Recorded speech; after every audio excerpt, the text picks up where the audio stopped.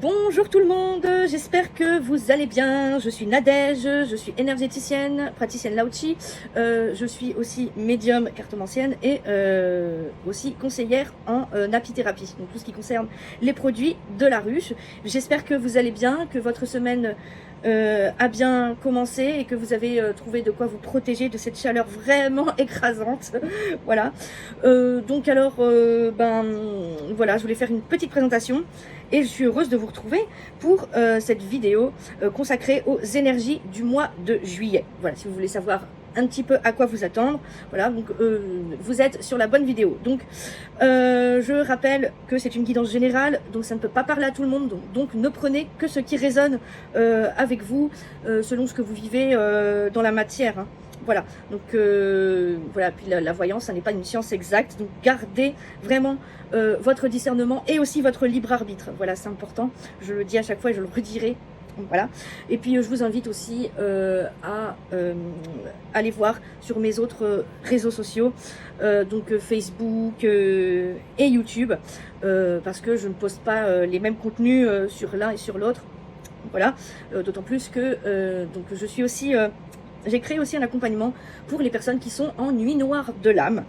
Donc je les aide, je les guide en fait sur le chemin de la renaissance. Voilà cet accompagnement que j'ai appelé accompagnement Phénix. Donc voilà, sans plus tarder, je vais voir ce que l'oracle de l'intégration, voilà, c'est l'oracle que j'utilise pour regarder ce qui nous attend pour ce mois de juillet. Alors, qu'est-ce qu'on nous dit? La carte envie, tentation. Alors là, quand je prends cette carte entre les mains, j'ai l'image de, en fait, on pourrait se laisser tenter par, je sais pas, des finances qui sont pas forcément utiles, des achats, ou alors c'est quelque chose en fait pour combler un manque, hein. C'est pour combler un manque, hein. Voilà, un manque de quelque chose, de quelqu'un, d'une, voilà, ça peut aussi concerner tout ce qui est gourmandise, tabac ou autre chose, mais alors, voilà, c'est pour, en tout cas on essaye de combler un manque avec cette carte là, et on est tellement focalisé dessus qu'on oublie en fait ce qu'il y a un petit peu autour de nous, ce qui se passe un petit peu autour de nous. Et là, on se dirige vers accepter. Alors c'est la carte accepter engagement. Alors là, alors peut-être que avec cette carte, moi, ce que je ressens, c'est des opportunités qui pourraient se présenter, mais on est tellement concentré sur, on est tellement pas focus, on est tellement pas centré que, soit on va pas les voir, on va les laisser passer, ou soit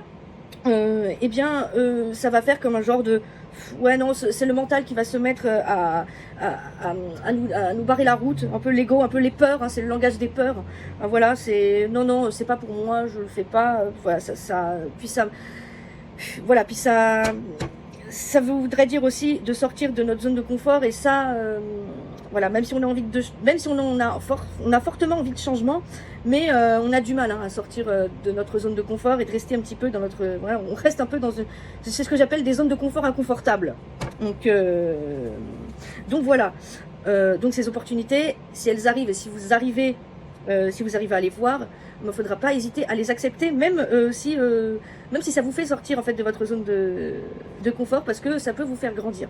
Alors, qu'est-ce qu'on a? L'énergie dominante. Alors, c'est la couleur blanc et protection. Donc voilà, donc vous êtes protégé, vous êtes guidé. Voilà. Et le blanc aussi, ça, c'est aussi la couleur de de la purification, de la pureté. Donc s'il y a encore des choses à épurer, voilà, l'univers va peut-être vous envoyer des épreuves, des relations, des situations qui vont faire que, effectivement, voilà, c'est pour laisser ce qui a laissé derrière, laisser partir ce qui a laissé partir, et après, pour faire place peut-être à des choses plus, oui, plus prospères, un petit, enfin voilà, ou une période plus prospère, peut-être des opportunités vraiment plus alignées avec la personne que vous êtes devenu. Alors, ce qui pourrait nous bloquer, c'est nos émotions, la sphère émotionnelle avec cette carte de l'eau, fluidité.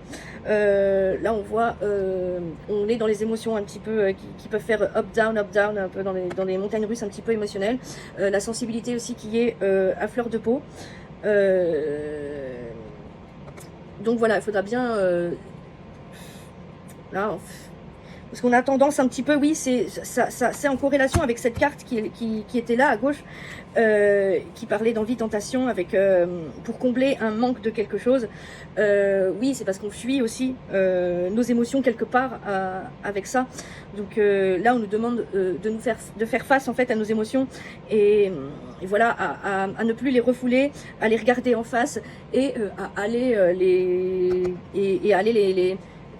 les traiter et les transmuter, j'ai envie de dire. Voilà, pourquoi c'est là, d'où ça vient.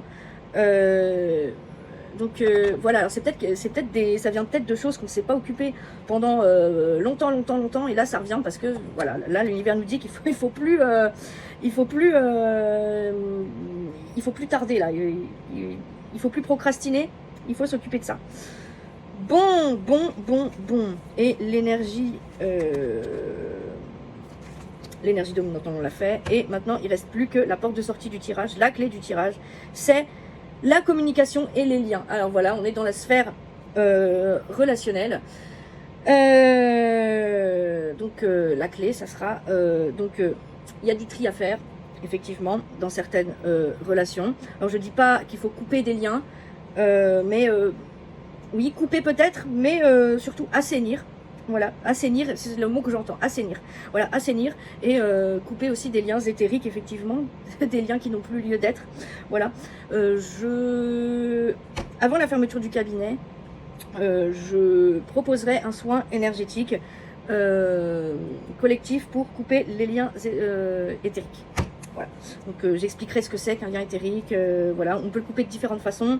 Il y a le bonhomme aux allumettes, enfin voilà, il y a plein de choses comme ça, mais c'est des liens karmiques. Mais voilà, il y en a qui n'arrivent pas tout seuls, donc vous pouvez faire appel à une énergéticienne comme moi pour vous aider dans ce sens. Mais voilà les énergies de ce mois de juillet qui sont quand même assez lourdes. Hein.